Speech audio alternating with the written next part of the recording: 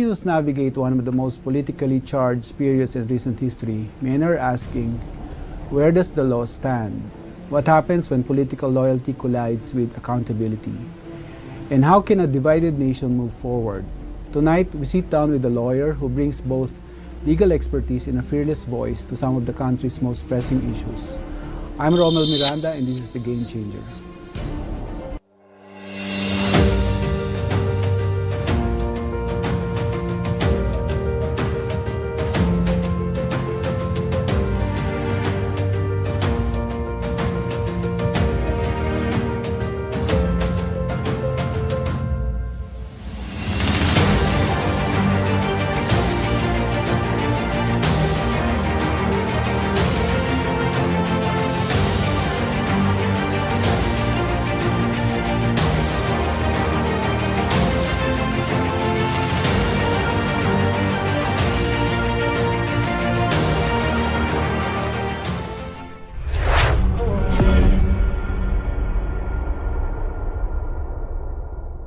Tonight, we are joined by a legal mind who has never shied away from difficult conversations. A lawyer, advocate, and public commentator whose insights continue to spark meaningful discussions on law, governance, and accountability.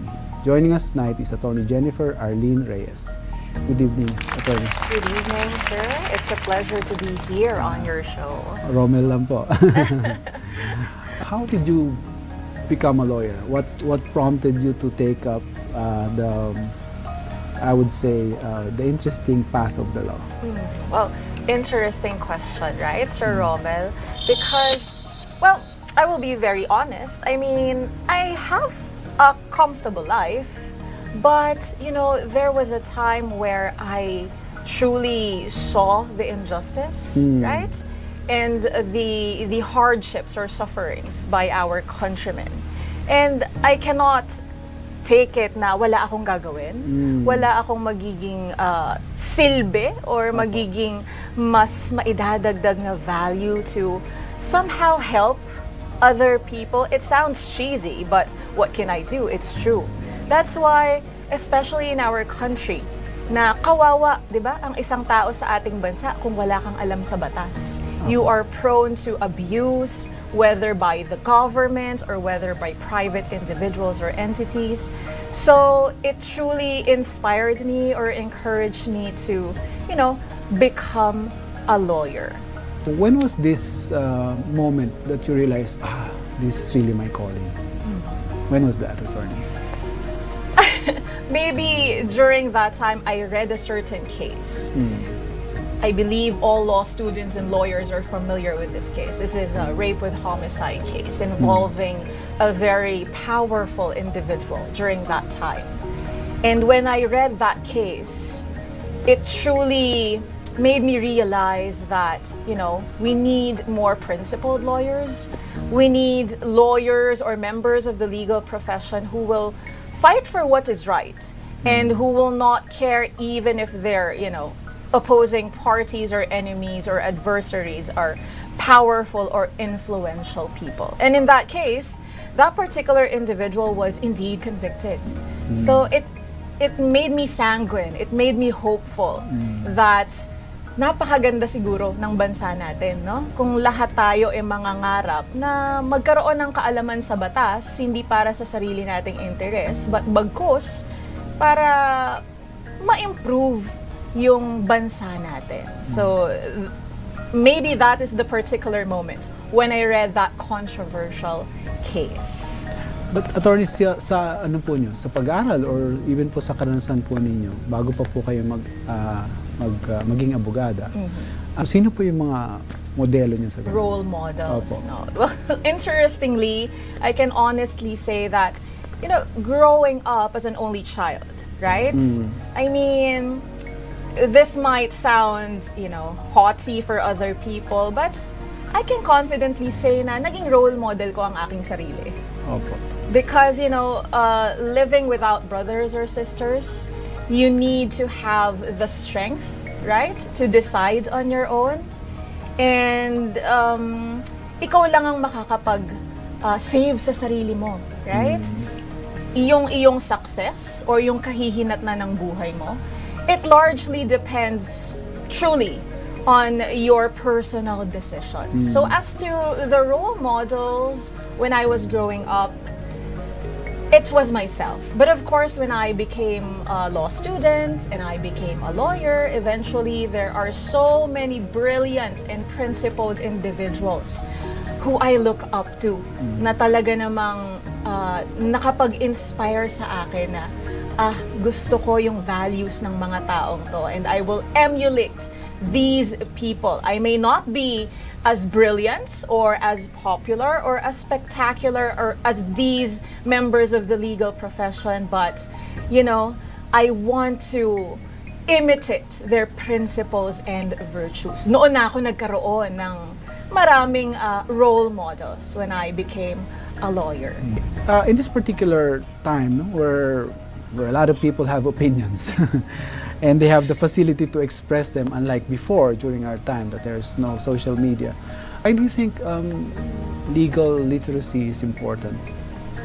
It is utterly important nowadays, Sir Rommel, no? Because alam naman natin, fake news are everywhere, right? And this is one of the disadvantages of, you know, advanced technology. Because AI or Chat GPT are accessible to everyone. Sometimes some people, you know, think that they are more knowledgeable of laws than, you know, legitimate lawyers. But I understand that, right? It's just that ang isang disadvantage nito yung prone ang mga tao, ang mga kababayan natin sa fake news. Right? May mag-post lang na porke sinusuportahan nila, they no longer research on their own. They just, you know, believe it hook, line, and sinker. Right? And yun ang napakadelikado. Diba? Napakadelikado nun. So, it is of utmost importance. Legal literacy must be, you know, advocated, not just by the legal professionals or the lawyers, but even ordinary citizens, even non-lawyers can help in, you know, annihilating fake news. Dahil kung ang bansa natin ang mag-rule ay fake news, mga peking leaders din at mga peking public officials ang maboboto ng ating mga kababayan. Fake news has become a major concern in society from a lawyer's perspective. Here's the thing, no? With especially with some of the developments in the news that we see. Where does freedom of expression end, and where does accountability begins?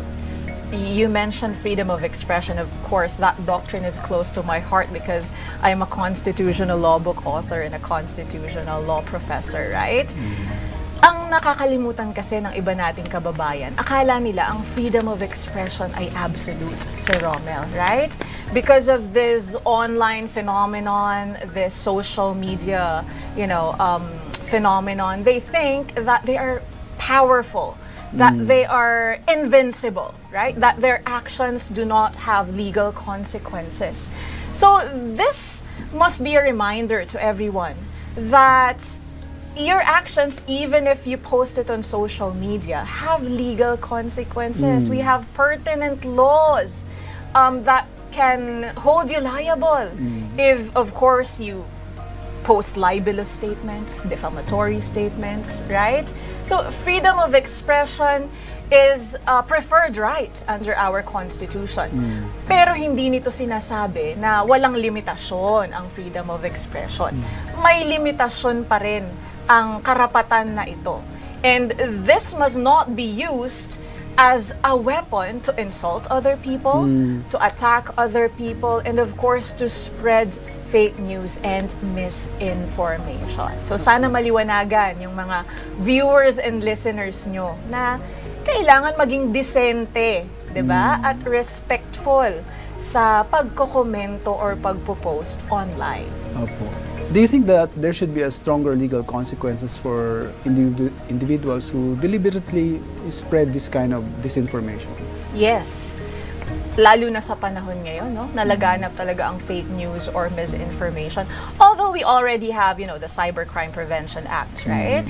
But I believe it is high time that our legislators draft a bill which will eventually become a law to, to reinforce the legal consequences when a person spreads fake news or information. Ano ba naman yung responsibilidad, di ba, ng isang mamamayan na before ka mag-post ng isang impormasyon, dapat fina-fact check mo muna. Di ba? Because we are living at this age na halos lahat, mapamahirap, mapamayaman, nasa internet na yan, nag-google na yan, nakatutok sa Facebook, Instagram, or TikTok. So it is actually the duty also of the state under the doctrine of parens patriae, right? To, enact laws which will truly create fear doon sa mga nagpapakalat ng fake news or misinformation because of its deleterious effects, because of its adverse effects. So tama yan, Sir Rommel, no? Kailangan magkaroon ng batas na mas malalaki ang penalties or even pagkakakulong when you spread fake news or misinformation. How can we, you for example, attorney, of course we are seeing you already now, no? How can the legal profession help restore public trust in institutions and in government, for example, and towards public officials, for that matter? Well, I think the duty of the legal profession is twofold with respect to your question, right? First is, do not be afraid to criticize public officials. It is our right, and as members of the legal profession, it is actually our duty to, express our constructive criticism to government officials. They are not infallible, right? They're also human beings. Of course, if we will, criticize them in a legitimate manner, in a constructive manner, or in a concerned manner, I believe that these public servants will not be too onion-skinned, right? To take it against the legal profession, right? So we have a right and we have a duty to use the legal profession to make the ordinary citizens more aware, more intelligent, so that they will have their own assessment of the issues. Hindi naman ito yung kunwari ay isa kang abogado at sasabihin mo, ito ang batas, ito ang paniwalaan nyo. No. The primordial duty is, ito ang batas. Ngayon, magdesisyon ka. So, as legal professionals, we must not, compel or coerce the people to believe us. In my humble opinion, kung ako minsan ay nagpo-post ng isang batas, ng isang Supreme Court decision, hindi ko kayo pinipilit na maniwala sa akin. Ang gusto ko lang, mag-research kayo kung alam nyong mali yung panig ko. Although I cited a specific law or the Constitution, then that is your decision. And doon tayo magkakaroon ng tunay na demokrasya. Right? Hindi yung puppet lamang ang mga tao sa kung anong sabihin ng mga idolo nila. I dream of a country where almost all the Filipinos are intelligent enough to have their own research or assessment. I see it, attorney, that because of what you express publicly, that you have been subjected to attacks, no? Attack online, and I am glad that you mentioned that it should be a welcome. We should have a welcome attitude when it comes to being criticized. So how do you actually take it? Well, I take it on the chin. Believe it or not, especially, the usual barbaric insults, right? I take it on the chin because I believe in this, saying that do not argue with a pigeon, a literal pigeon, right? Because if you argue with a pigeon, you can say the most brilliant things, you can say the most brilliant laws, but the pigeon won't understand. The pigeon will just, fly, walk, or eat the food on the floor. So I can take it on the chin. But of course, I am not a saint, Sir Rommel. Yes. Sometimes if the attacks are truly libelous or defamatory or below the belt, be prepared to, to accept my disrespectful response also. Yun kasi yung minsan sa mga trolls, babastusin ka ng sobra-sobra. Pero they are expecting you to reply in a respectful manner. I don't see the logic in that. So if you attack me, then be prepared that I will also attack you. Kung bastos ka, bastos din ako. Kung mabait ka, mabait din ako. There's an advice from the good book. Don't give pearls to the pig. No? But at the same time, in this kind of situation, I agree with you. I think we should talk to some people in the manner that they would understand. When we return, we'll tackle the issues that continue to divide the nation, from political polarization to the role of the rule of law in preserving our democracy. Stay with us. We'll be right back after this short break.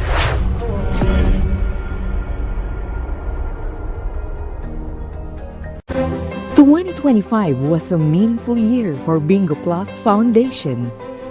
As our purpose grew, it was time for a new chapter. Introducing DigiPlus Foundation. Education is the bridge to opportunities. Through the Future Smart program, we empower learners and educators nationwide. At DigiPlus Foundation, we multiply learning for a better future. Healthcare should come with no barriers. Kalusugan Plus delivers medical missions, and Embrace Plus mental health support, which empower every Filipino through compassionate and accessible healthcare. At DigiPlus Foundation, we multiply healing. One patient, one community at a time. Every dream deserves a chance. In Wish Plus, we grant wishes, empowering individuals, families, and communities together with their partners. At DigiPlus Foundation, we multiply hope, dignity, and possibilities. Disasters don't wait. Through the Bayanihan Plus program, we mobilize immediate response and recovery efforts. At DigiPlus Foundation, we multiply the spirit of Bayanihan across the nation. DigiPlus Foundation is committed to delivering on our promise to bring help within everyone's reach. When support becomes accessible, impact doesn't just grow, it multiplies.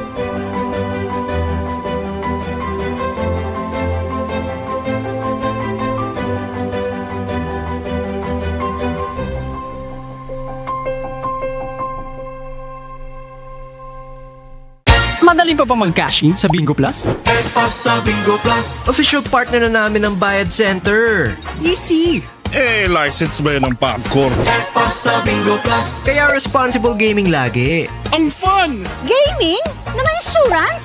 sa Bingo Plus. Sa PhilFirst, insured ang wallet mo ng 1 million pesos. Safe nga! Talaga namang... sa Bingo Plus. Partnered with Bayad Center, licensed by PAGCOR, protected by PhilFirst. sa Bingo Plus. The best players succeed because they set boundaries. Every great athlete wins with control. Always have a game plan.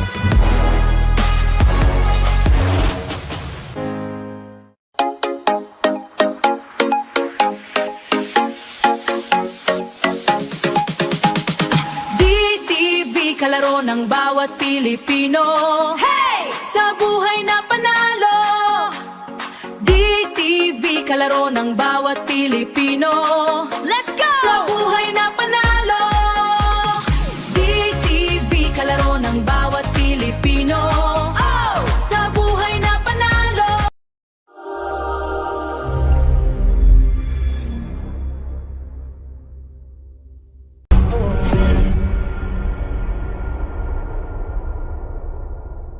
Welcome back to The Game Changer. The country continues to grapple with political divisions, growing tensions among government institutions, and debates that have become increasingly emotional, both online and offline. Amid these challenges, many Filipinos are asking, how do we move forward as one nation? What role does the rule of law play in times of uncertainty?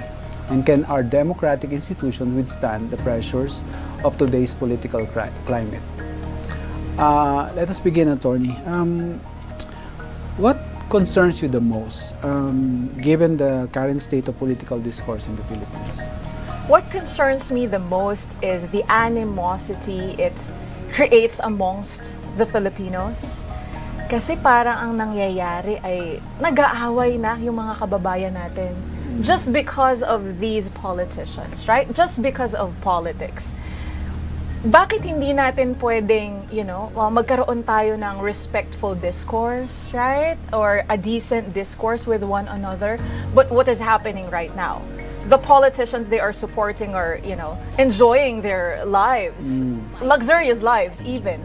Itong mga kababayan natin kung mag-away sa social media, right? And this is not the democratic country the framers of our Constitution envisioned. Yes. Hindi dapat nag-aaway ang mga tao. Bagkus, pwede naman tayong hindi magkasundo-sundo sa ibang mga paniniwala, but there's no need to be antagonistic against one another. So, this is the most concerning for me.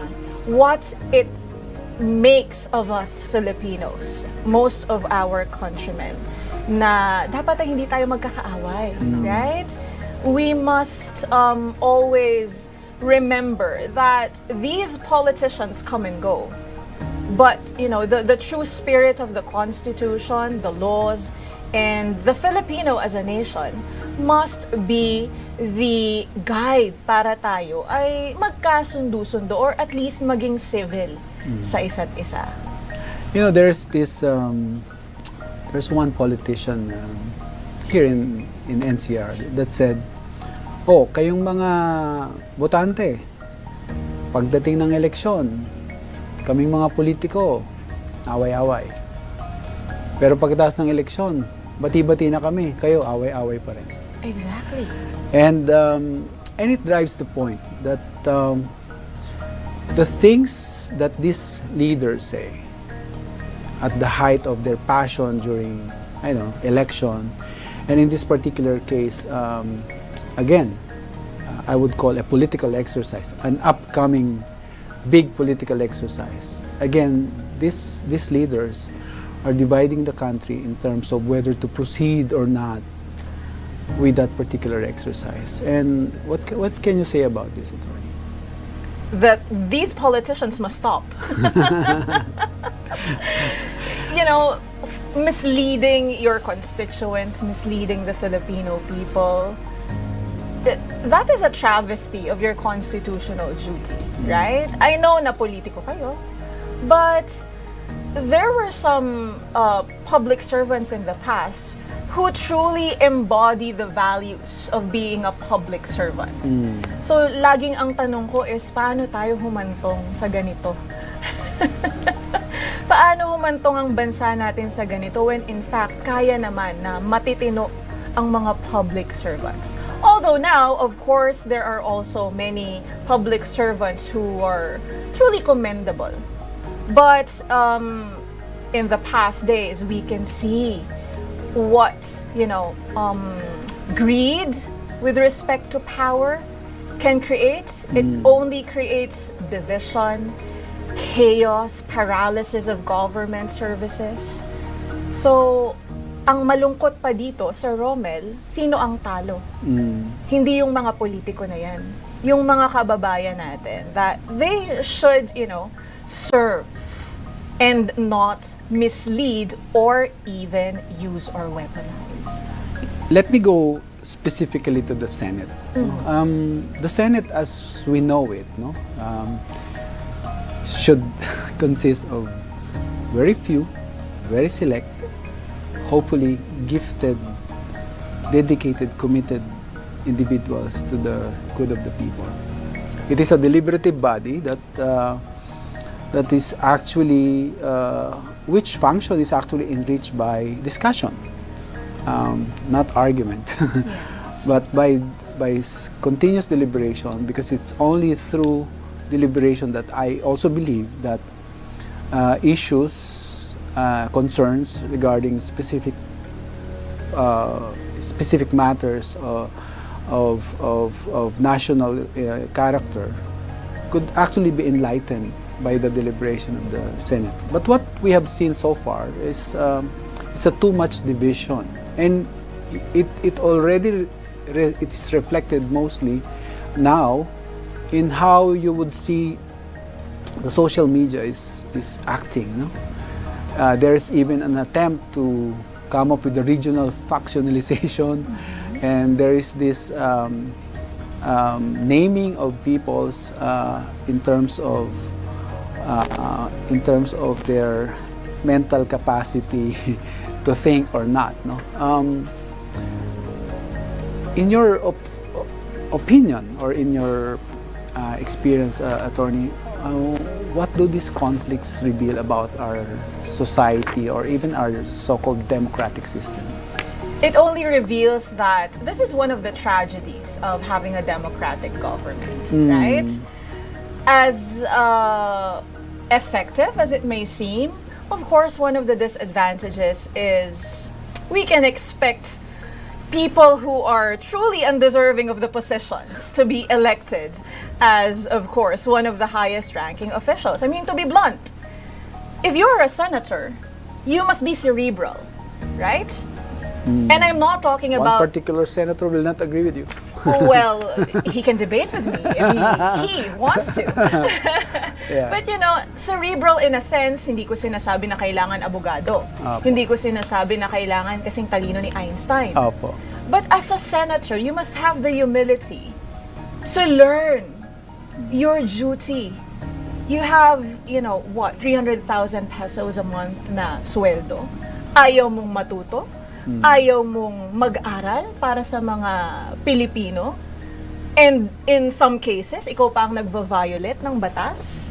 So one of the tragedies, truly, of a democratic government is this danger.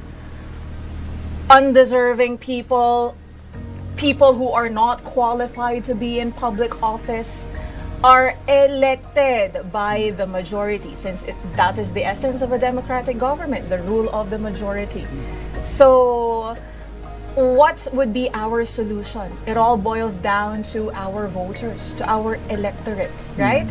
We must have more intelligent voters. Our countrymen must not be swayed by mere, you know, popularity. Sayawan lang kayo, binoboto nyo na, diba? Bigyan lang kayo ng sardinas or 1,000, binoboto nyo na. Our countrymen must focus on, you know, yung long-lasting effects. Kung ito bang kandidatong ito or public servant ay talagang makakatulong para mapaganda ang buhay, not just only you, but your children or future children or grandchildren. Yes. So, that's ano po, no? That's very true. In fact, if you look at the original composition of the Senate, the first Senate, it's a very diverse list, but very learned. Those are learned people. I'm not saying that education is the only qualification to be a statesman like in the Senate. But what we're saying is there is a basic fundamental requirement for somebody to have the ability to think thoroughly when it comes to certain issues. No? Otherwise, we would just end up with somebody saying, why cannot be like this, while the others are, you know, they're just doing that. No? Yes. I cannot be very specific right now because some people might, especially the supporters of these people, might think that, oh, you're just attacking this person. No, it's about issues. If you look at the profile of the Senate now,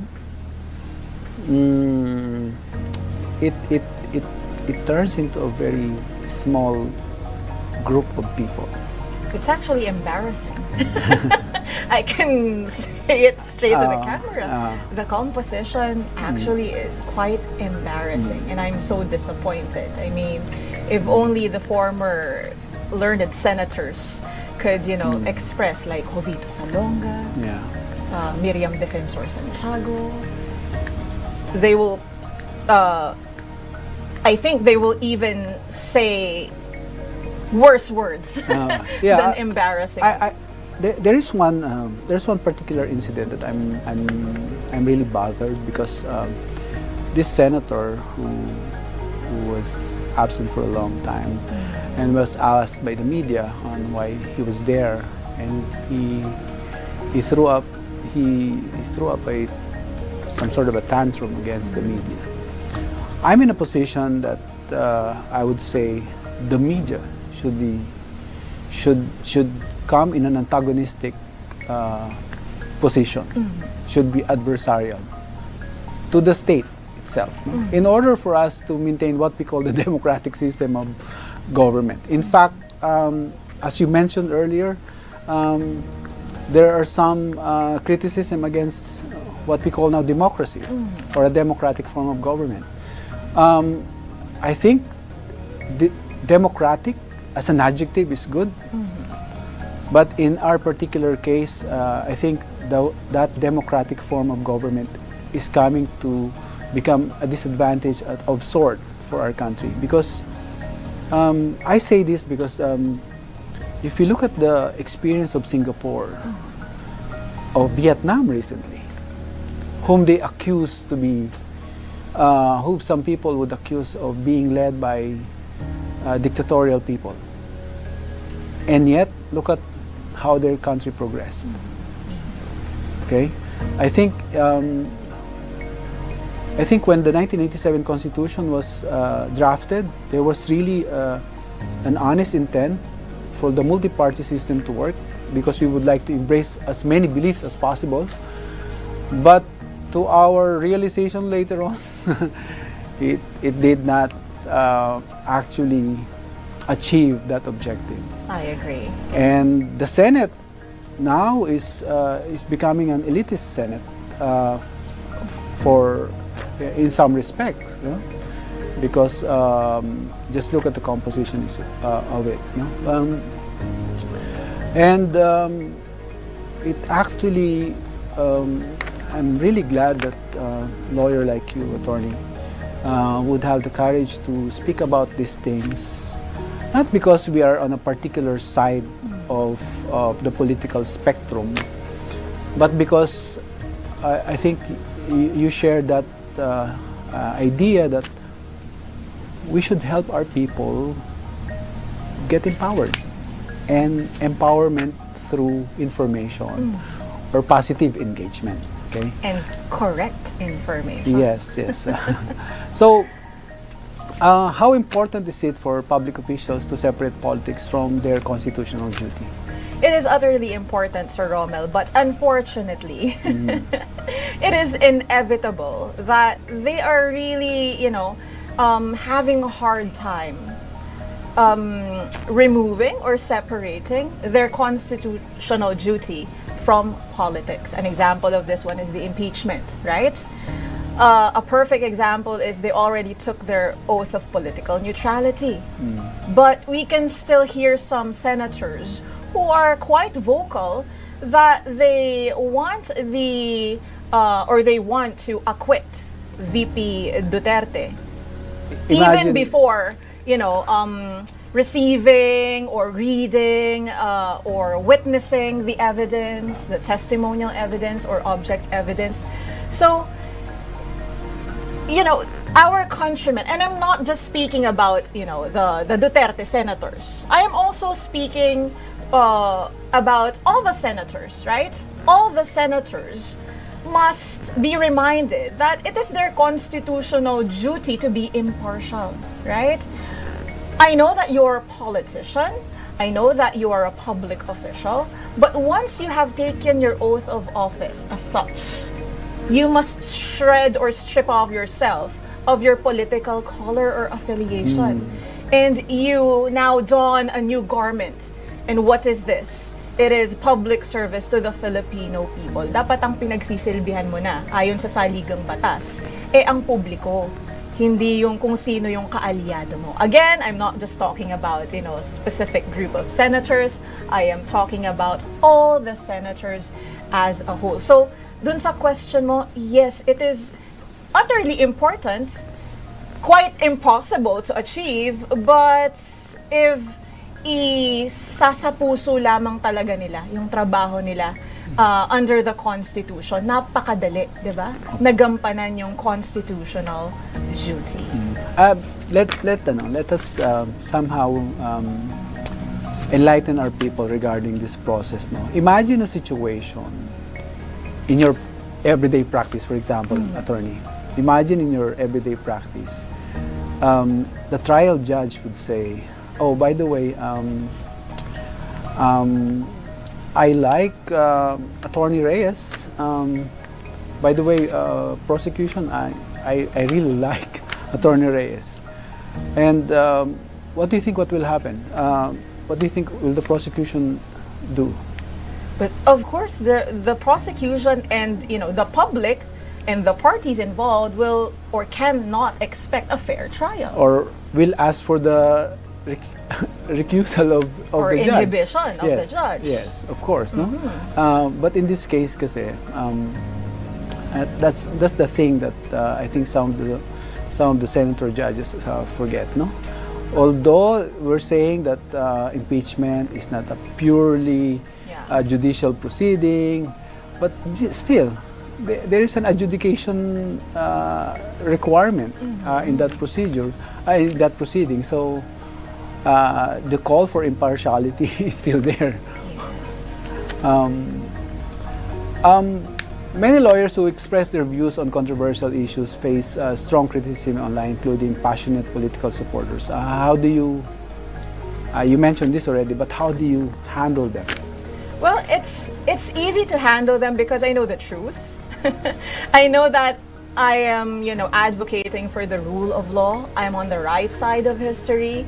So no amount of barbaric insults or words can, even hurt my feelings. Have you received right? some comments that actually demean you as a woman? Oh, of course, yes. I have been continuously receiving such, misogynistic and pervert remarks. But of course, if it transcends already to libelous statements and defamatory statements, well, I will just surprise you with, of course, a case. But with respect to some other barbaric insults, and when I check their profiles, you will just, feel sorry for them, because I would just like to be honest and blunt. I mean, miserable. I just feel so sorry for these people. Yes. Attorney, I would like to ask you two specific questions. Number one, is it your position that the ICC or the International Criminal Court has jurisdiction over Bato? Of course. And and the basis for this is? Of course, we have so many laws which are the proper legal basis to express that the ICC indeed has jurisdiction over Senator Bato. First is our Constitution, right? Contrary to the argument of Bato's camp that under Article 3, Section 2 of the Constitution, a local court or a local judge must still, issue a warrant of arrest. That is, in my humble opinion, incorrect. Because under Article 2, Section 2 of the 1987 Constitution, we adopt the generally accepted principles of international law, and it forms part of the law of the land. Actually, even if we are not a member of the ICC, even if we are no longer a member of the ICC still has jurisdiction. Why? Because under Article 127, Paragraph 2 of the Rome Statute, withdrawal of a state from the Rome Statute will not exempt a state from its obligations, which were incurred during the time that it was still a member. And this was even reinforced by the doctrine or ruling rather in Pangilinan versus Cayetano. Moreover, Sir Romel, may sarili tayong batas. Republic Act 9851. Hindi ito nakasalalay sa Rome Statute. Kahit hindi tayo naging miyembro ng ICC, mayroon tayong sariling batas. And under Section 17 of Republic Act 9851, in the interest of justice, the relevant Philippine authorities, meaning the Executive Department, ay may kapangyarihan na isuko ang isang akusado sa international tribunal kung siya ay involved sa crimes against humanity. So all these laws, all these Supreme Court decisions only lead to one, conclusion. ICC has jurisdiction over Senator Bato. And if our countrymen will only read the concurring opinions of our brilliant Supreme Court Associate Justices, some of which are my good friends, they are so eloquent in stating that indeed Senator Bato is already a fugitive, and the fugitive disentitlement doctrine applies to him. So, ano pa? Kanino ba tayo maniniwala? Sa Supreme Court, sa mga abogado, or sa mga fake news peddlers or vloggers? The other thing that I would like to ask is that although it has been, aired on the news, but I just would like you to be categorical about it. What is your response to the assertion of the lawyer of Bato that the warrant could be served on him? Okay, I remember that he can receive the copy of the warrant and he will be the one to serve it to his client. Am I correct? Well, that is incorrect, right? That is incorrect. Only the arresting officers authorized by the court can serve the warrant of arrest to the accused.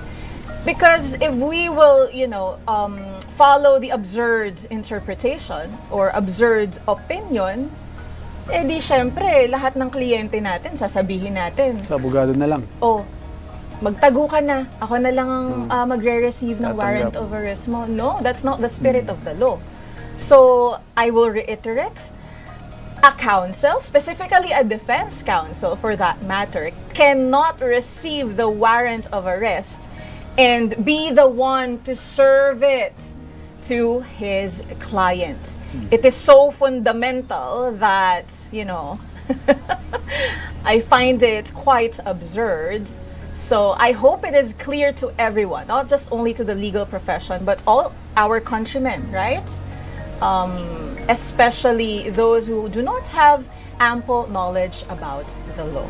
In fact, if you would look at the wordings of a warrant of arrest, it is addressed to an officer of the peace.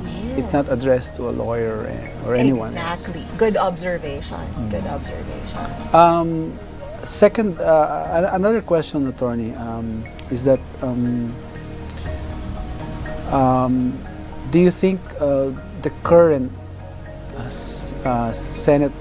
acting Senate President has a valid or legal basis for acting as the head of the Senate now? Well, let's just clarify, right? Senator Gatchalian is the Senate President pro tempore, right? And this is a good opportunity. Thank you for that question, Sir Rommel, because this is a good opportunity to clarify to our countrymen why there was a valid quorum, right? Last June 3, 2026, despite the absence of some of the senators or the Cayetano bloc, right? Because we have jurisprudence. In fact, we have this case of Avellino versus Cuenco, right? That for purposes of quorum, to do business, right?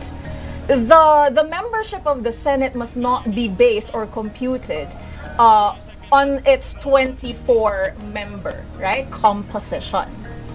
It must be, or the determination of which must be based on the total number of senators who are functioning and who are actually performing the functions of a senator. This was explicit in Avellino versus Cuenco. That's why, since Senator Estrada and Senator Bato are not functioning, right?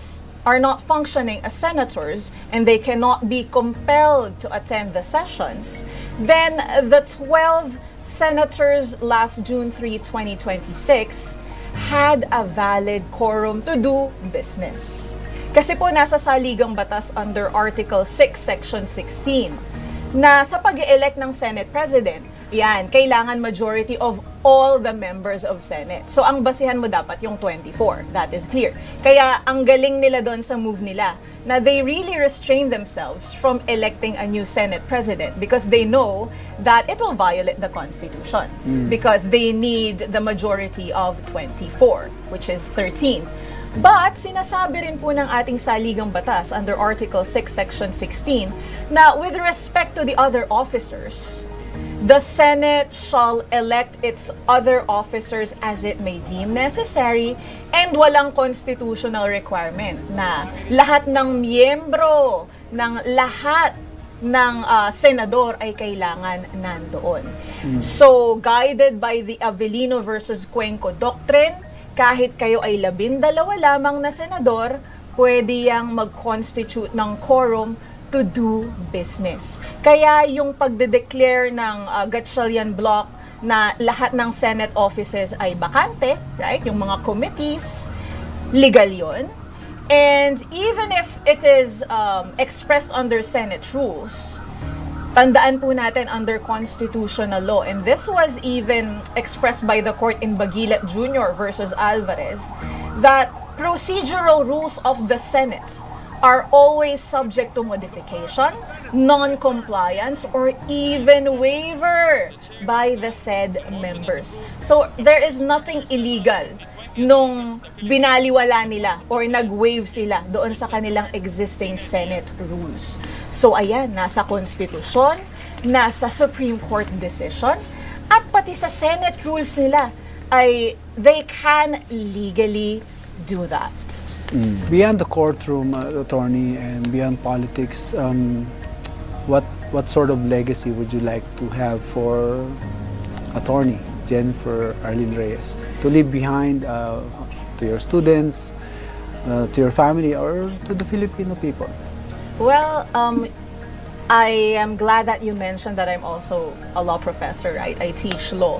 One of the biggest legacies that I will be truly proud of is, that I am a law professor who teaches my law students not just to be brilliant, not just to be intelligent lawyers in the future, but my legacy, or the legacy that I want to impart to them, is that I am one of their law professors who taught them how to be principled lawyers, how to be virtuous lawyers, because the legal profession has been subjected to, of course, harsh criticisms also, that they think that the legal profession is all about making money, all about deceiving, right? But I want to create or hone future lawyers who will prove those criticisms wrong. And if our country will have, a future batch or community of lawyers who are virtuous, who are brave enough to defend what is right and to defend the rule of law, then I will be very glad about that. And I would like to thank you, attorney, for for being a good example, not just as a lawyer, but as a professor. I've been a teacher myself in the university, and for me, knowledge and skills come after values, and I think that's the call for values, for us to maintain certain set of principles and values is really highlighted by what is going on around our country and our society right now, because we can probably have the most intelligent, the most able, the most skilled people, but yet, as we see in the Senate, if they do not possess the concern for others, the concern for what is right and what is good, we have a bigger problem ahead. And worse, if they don't have both. Thank you again, attorney. You're always welcome, Sir Rommel. Thank you po. Tonight, we were reminded that democracy is strengthened not by blind loyalty, but informed citizens, accountable leaders, and respect for the rule of law. In a time of division and competing narratives, the challenge before us is simple yet profound: to seek the truth, uphold our institutions, and put the nation above politics. Good evening, I am Romel Miranda and this has been The Game Changer.